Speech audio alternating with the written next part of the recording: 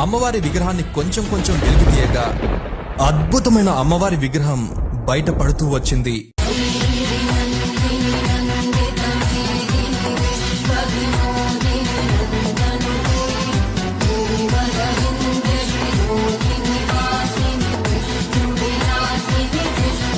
దాంతో ఆ జాలర్ల పల్లెలోని ప్రజల ఆనందానికి అవధులు లేకుండా పోతుంది.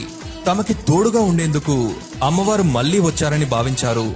వారి స్తోమతకు తగ్గట్టుగా అమ్మవారికి చిన్న పాక వేసి పూజలు చేయడం ప్రారంభించారు. ఇలా మంగయ్య అమ్మవారిని సేవించుకుంటూ ఉండగా ఒకరోజు రాత్రి అమ్మవారు మంగయ్య కలలో కనిపించింది. మంగయ్య, నన్ను నీ తోబుట్టులా భావించు. దసరా ఉత్సవాలు ముగిసే ఆఖరి రోజున నేను మీ ఇంటికి వచ్చి పసుపు కుంకుమలు తీసుకుంటాను. అమ్మా అని తలుచుకున్న వారందరినీ ఆశీర్వదిస్తాను అని చెప్పి కలలో మాయమవుతుంది.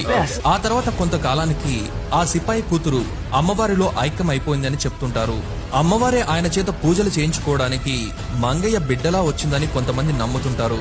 అమ్మవారు తన పుట్టినిల్లుగా భావించే మంగయ్య ఇల్లు కాలక్రమేణా శిథిలమైపోవడంతో బ్రిటిష్ అధికారుల కాలంలో 1900 సంవత్సరంలో అక్కడ ఒక పోలీస్ స్టేషన్ కట్టించడం జరిగింది.